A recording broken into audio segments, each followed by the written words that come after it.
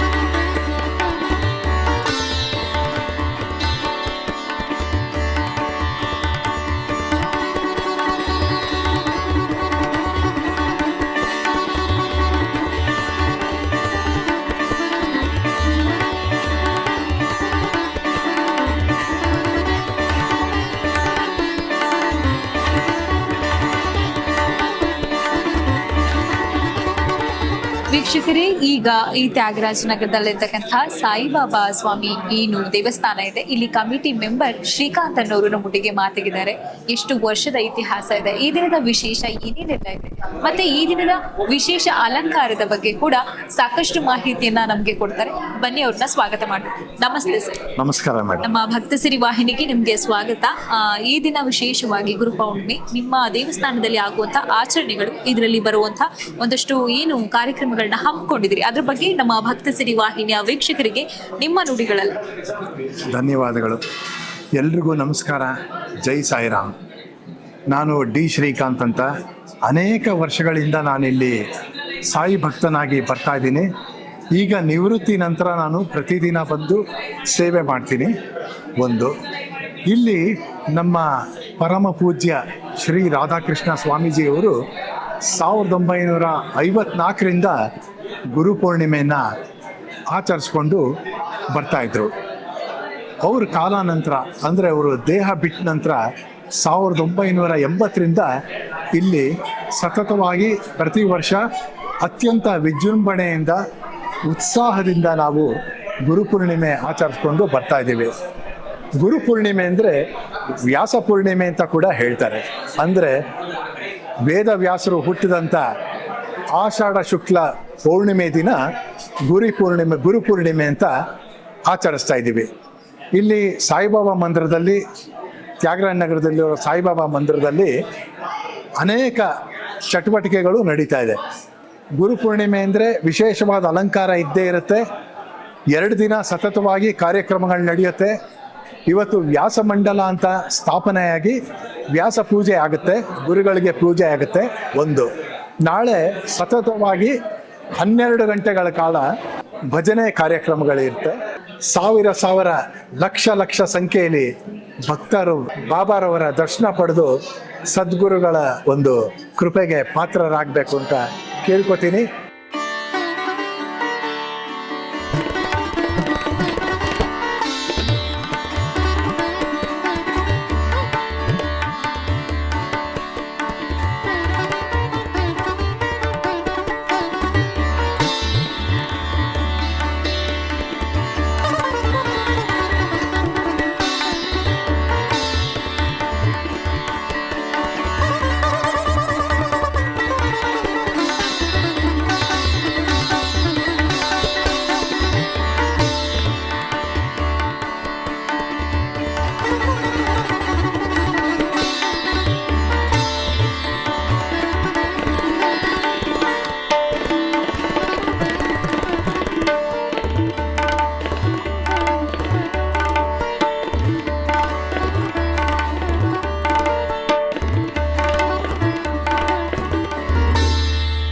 ದಿನ ಗುರು ಪೌರ್ಣಮಿ ವಿಶೇಷವಾಗಿ ಸಾಕಷ್ಟು ಭಕ್ತಾದಿಗಳು ಎಷ್ಟು ಜನ ಏನು ದೇವರ ದರ್ಶನವನ್ನ ಪಡ್ಕೊಂಡು ಹೋಗ್ತಾ ಇರೋದನ್ನ ನೋಡ್ತಾ ಇದ್ದೀವಿ. ಅದರಲ್ಲಿ ಒಬ್ರು ಭಕ್ತಾದಿಗಳು ತುಂಬಾ ರೆಗ್ಯುಲರ್ ಆಗಿ ಈ ಸನ್ನಿಧಾನಕ್ಕೆ ಬರ್ತಾರೆ ಅಂತ ಕೇಳ್ಪಟ್ವಿ. ಬನ್ನಿ ಈ ದಿನದ ವಿಶೇಷತೆ ಬಗ್ಗೆ ಮತ್ತೆ ಈ ಸ್ಥಳ ಮಹಿಮೆ ಬಗ್ಗೆ ಅವ್ರ ಮೂಲಕ ಕೇಳಿ ತಿಳ್ಕೊಳ್ಳೋಣ. ನಮಸ್ತೆ ma'am. ನಮಸ್ತೆ. ನಿಮ್ಮ ಪರಿಚಯ?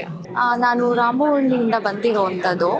ಆ್ಯಕ್ಚುಲಿ ಫಸ್ಟು ನನ್ನ ಸದ್ಗುರು ಪಾದಕ್ಕೆ ನನ್ನ ಸದ್ಗುರು ಪಾದಾರವಿಂದಕ್ಕೆ ನಾನು ನಮಸ್ತೆಗಳನ್ನು ಅರ್ಪಿಸಿ ನಂತರ ಮಾತಾಡ್ಲಿಕ್ಕೆ ಇಷ್ಟಪಡ್ತೇನೆ. ಯಾಕಂದರೆ ಈ ಸ್ಥಳ ಬಂದು ನನ್ನ ಗುರುಸ್ಥಾನ ಇದು. ಯಾಕಂದರೆ ನನ್ನ ಲೈಫ್ ಟರ್ನಿಂಗ್ ಪಾಯಿಂಟ್ ಆಗಿರೋ ಜಾಗ ಇದು ನನಗೆ. ಅವ್ರ ಗುರುಗಳು ಮಾಡಿರೋ ಪವಾಡಗಳು ಒಂದಲ್ಲ ಎರಡಲ್ಲ. ಯಾಕಂದ್ರೆ ನಾವು ಈ ಒಂದು ನಮ್ಗೆ ಟೈಮ್ ಅಂತ ಗುರುಗಳ ಹತ್ರ ನಾವು ಕೇಳ್ಕೊಂಡು ಬರ್ತೀವಿ, ಇಷ್ಟು ಟೈಮಲ್ಲಿ ನಮ್ಗೆ ನೆರವೇರ್ಬೇಕು, ದಯವಿಟ್ಟು ನೆರವೇರಿಸ್ಕೊಡಿ ಅಂದಾಗ ಆ ಗುರುಗಳು ಅಷ್ಟು ಟೈಮಲ್ಲಿ ನಮ್ಮ ಲೈಫ್ನೇ ಚೇಂಜ್ ಮಾಡ್ಬಿಟ್ಟಿದ್ದಾರೆ. ಅದು ನಾವು ಒಂದಲ್ಲ ಎರಡಲ್ಲ. ಯಾಕಂದ್ರೆ ಕೆಲವೊಂದು ಮಾತಾಡ್ಲಿಕ್ಕೆ ಆಗ್ಬೋದು, ಕೆಲವೊಂದು ಮಾತಾಡ್ಲಿಕ್ಕೆ ಆಗದೆ ಇರ್ಬೋದು. ಅದೆಲ್ಲ ನಮ್ಮ ಸ್ಪಿರಿಚುವಲ್ ಎಕ್ಸ್ಪೀರಿಯನ್ಸಸ್ ಅಂತ ಹೇಳಕ್ ಇಷ್ಟಪಡ್ತೀನಿ ನಾನು. ಬಟ್ ಈ ಸ್ಥಳನೇ ಅಂಥದ್ದು. ಒಮ್ಮೆ ಎಲ್ಲರೂ ಭೇಟಿ ಕೊಡಿ, ಆ ಗುರುಗಳ ಪವಾಡ ನೀವು ಕಣ್ಣಾರೆ ನೋಡಿ, ಅವಾಗ ನಿಮಗೆ ಗೊತ್ತಾಗತ್ತೆ. Thank you so much. ಖಂಡಿತ. ನೋಡಿ, ದಟ್ ಗುರು ಪೌರ್ಣಮಿ ವಿಶೇಷವಾಗಿ ಗುರುಗಳ ಅನುಗ್ರಹದಿಂದ ಇಷ್ಟೆಲ್ಲ ಮಾತುಗಳನ್ನ ಆಡ್ತಿದ್ದಾರೆ. ಖಂಡಿತ ನಮ್ಮ ವೀಕ್ಷಕರಿಗೂ ಕೂಡ ಆ ಗುರುವಿನ ಅನುಗ್ರಹ ಇವತ್ತು ಸಿಗುತ್ತೆ ಅಂತ ನಾವು ವೀಕ್ಷಕರೇ, ಈ ದಿನ ಈ ಸಾಯಿಬಾಬಾ ಟೆಂಪಲ್ ಅಲ್ಲಿ ಏನು ಸಾಕಷ್ಟು ಜನ ಭಕ್ತಾದಿಗಳನ್ನ ನೋಡಿದ್ವಿ. ಇಷ್ಟೆಲ್ಲ ಭಕ್ತಾದಿಗಳನ್ನ ಇಲ್ಲಿ ಒಂದು ಒಳ್ಳೆ ರೀತಿ ಸಮರ್ಪಕವಾಗಿ ನಿಭಾಯಿಸೋದ್ರಲ್ಲಿ ವಾಲಂಟಿಯರ್ಸ್ ಕೆಲಸ ತುಂಬಾ ಎತ್ತಿದ ಕೈ.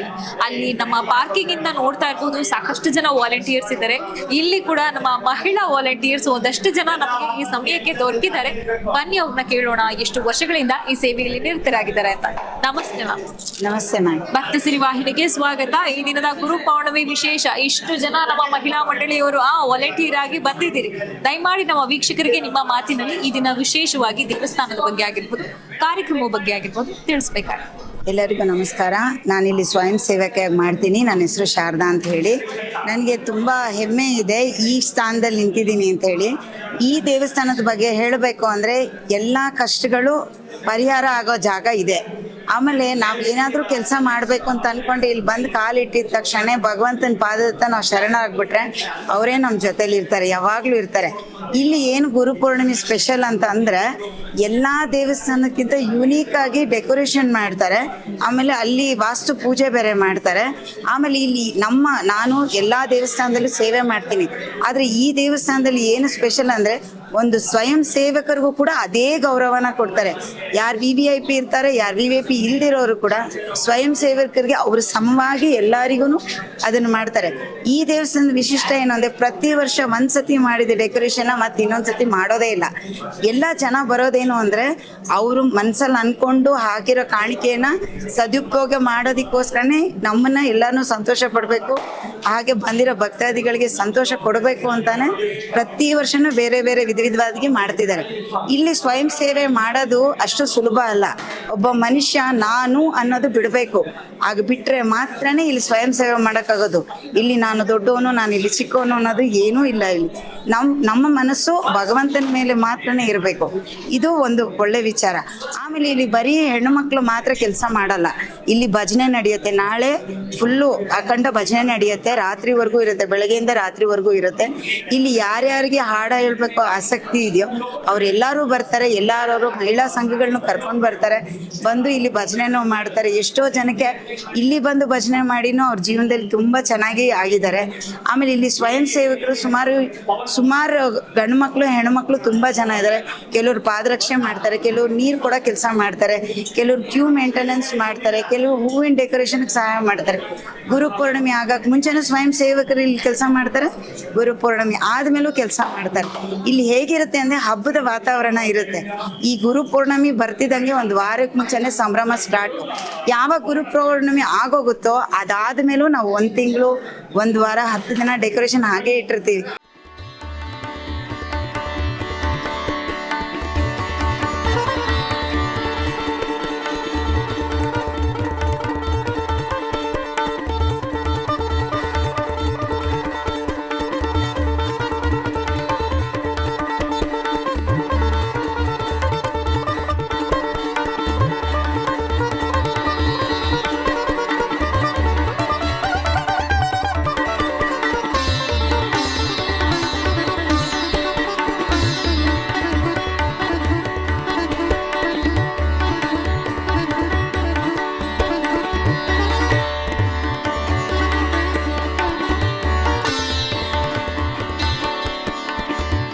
ವೀಕ್ಷಕರೇ, ಈ ದಿನ ಈ ದೇವಸ್ಥಾನದ ಕಮಿಟಿ ಮೆಂಬರ್ ಆಗಿರ್ತಕ್ಕಂಥ ಅಮಿತ್ ಅವರು ನಮ್ಮೊಟ್ಟಿಗೆ ಇದ್ದಾರೆ. ಸಾಕಷ್ಟು ವಿಚಾರಗಳನ್ನ ದೇವಸ್ಥಾನದ ಬಗ್ಗೆ ತಿಳ್ಕೊಂಡ್ವಿ. ಈ ದೇವಸ್ಥಾನ ಹೇಗೆ ಸ್ಥಾಪನೆ ಆಯ್ತು, ಅದ್ರ ಹಿಂದೆ ಯಾರಿದ್ದಾರೆ, ಈ ವಿಶೇಷ ಒಂದು ವಿಚಾರವನ್ನ ಹಂಚ್ಕೊಂಡಿದ್ದಾರೆ.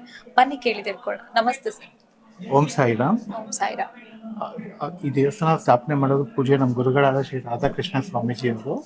ಈ ದೇವಸ್ಥಾನ 1954ನೇ ಇಸ್ವಿಲಿ ಸ್ಥಾಪನೆ ಮಾಡಿರೋದು. ಶ್ರೀ ರಾಧಾಕೃಷ್ಣ ಸ್ವಾಮೀಜಿಯವರು ನರಸಿಂಹ ಸ್ವಾಮೀಜಿಗಳ ಗುರುಗಳು. ಅಲ್ಲಿ ನೋಡ್ಕೊಂಡು ಹಾ ನರಸಿಂಹ ಸ್ವಾಮೀಜಿಯವರ ಗುರುಗಳು.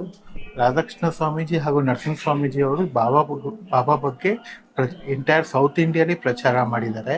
ಅವರು ಬೆಂಗಳೂರಿಗೆ ಬಂದ ಮೇಲೆ ಈ ಜಾಗವನ್ನು ಆಯ್ಕೆ ಮಾಡಿಕೊಂಡು ಇಲ್ಲಿ ದೇವಸ್ಥಾನವನ್ನು ಸ್ಥಾಪನೆ ಮಾಡಿದ್ದಾರೆ. ನಮ್ಮಲ್ಲಿ 3 ಮೇನ್ ಪ್ರೋಗ್ರಾಮ್ ಮಾಡ್ತೀವಿ. ಒಂದು ಸಾಯಿ ಪ್ರಸಾದ, ಸಾಯಿ ಆರೋಗ್ಯ, ಸಾಯಿ ವಿದ್ಯಾ ಅಂತ. ಸಾಯಿ ಪ್ರಸಾದದಲ್ಲಿ ನಾವು ಪ್ರತಿದಿನ ಮಧ್ಯಾಹ್ನ ಮಕ್ಕಳಿಗೆ 8,000 ಜನ ಶಾಲಾ ಮಕ್ಕಳಿಗೆ ಮಧ್ಯಾಹ್ನ ಬಿಸಿ ಊಟ ಯೋಜನೆ ಊಟ ಕೊಡ್ತೀವಿ. ಸಾಯಿ ಆರೋಗ್ಯದಿಂದ ನಾವು ರೋಗಿಗಳಿಗೆ ಉಚಿತ ಚಿಕಿತ್ಸೆ ಕೊಡ್ತೀವಿ. ಸಾಯಿ ವಿದ್ಯಾದ ಆಯೋಜನೆಯಲ್ಲಿ ನಾವು ಶಾಲಾ ಮಕ್ಕಳಿಗೆ ನೋಟ್ಬುಕ್ಕು ಮತ್ತು ಬೇರೆ ಅವರಿಗೆ ಬೇಕಾಗಿರೋ ವಸ್ತುಗಳನ್ನು ಓದುವುದಕ್ಕೆ ಅನುಕೂಲ ಮಾಡೋದಕ್ಕೆ ನಾವು ಸಹಕಾರ ಕೊಡ್ತೀವಿ. ವೀಕ್ಷಕರೇ, ನೋಡಿದ್ರಲ್ಲ, ಈ ದಿನದ ಗುರು ಪೌರ್ಣಮಿ ವಿಶೇಷವಾಗಿ ನಾವು ಗುರುವಿನ ದರ್ಶನವನ್ನ ಪಡ್ಕೊಂಡ್ವಿ. ಎಷ್ಟು ಅಭೂತಪೂರ್ವಕವಾಗಿತ್ತು. ಅಲ್ಲಿ ಅಲಂಕಾರ ಆಗಿರ್ಬಹುದು, ಗುರುಗಳನ್ನ ಏನು ಪೂಜಾ ಕೈಂಕರ್ಯಗಳಾಗಿರಬಹುದು, ಅಲ್ಲಿ ನೆರೆದಿದ್ದಂತಹ ಭಕ್ತಾದಿಗಳು, ಪ್ರಸಾದ ಎಲ್ಲವನ್ನ ನೋಡಿ ಕಣ್ತುಂಬಿಕೊಂಡಿದ್ದೀವಿ. ನಮ್ಮ ಭಕ್ತಿ ಸಿರಿ ವಾಹಿನಿಯ ವೀಕ್ಷಕರು ಯಾರೆಲ್ಲ ಭಕ್ತಿ ಭಾವದಿಂದ ಈ ಕಾರ್ಯಕ್ರಮವನ್ನ ವೀಕ್ಷಿಸಿದ್ರಿ, ಅವ್ರು ಎಲ್ರಿಗೂ ಕೂಡ ಆ ಗುರುವಿನ ಆಶೀರ್ವಾದ ಲಭಿಸ್ಲಿ ಅಂತ ಹೇಳ್ತಾ ಈ ದಿನದ ಕಾರ್ಯಕ್ರಮವನ್ನ ಇಲ್ಲಿಗೆ ಮುಕ್ತಾಯ ಮಾಡ್ತಾ ಇದ್ದೀವಿ.